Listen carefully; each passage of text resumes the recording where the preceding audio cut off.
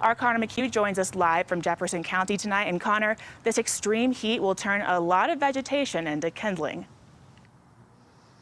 Yeah, Tori, Jefferson County right now is not in any kind of drought condition, but as you can see right here, the fire danger is still considered high and expected to be that way for the next several days. Firefighters say these incoming hot temperatures coming our way, combined with some of the excess fuel in many parts of our area, will combine to make more fires and make older ones harder to fight.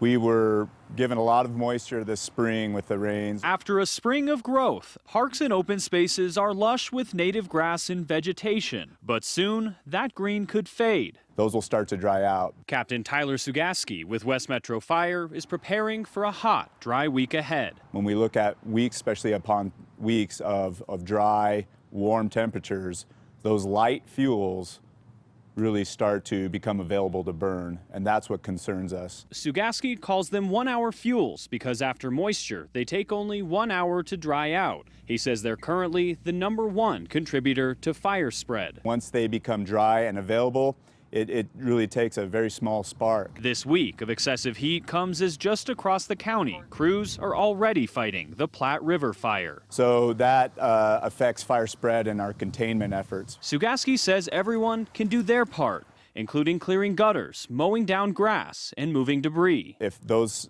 fine fuels, those 1-hour fuels aren't available, then that makes it a lot harder for the fire to spread. He says our actions are just as important, as growth in a changing climate mean increasing wildfire risk is here to stay. It's that time of year where we all need to step up and start thinking in our heads, how are my actions affecting the environment?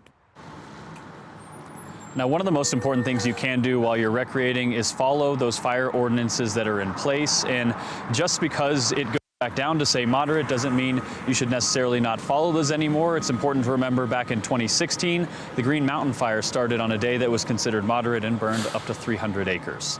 For now, live in Lakewood, Connor McHugh covering Colorado First. And it's only getting hotter. Thank you, Connor.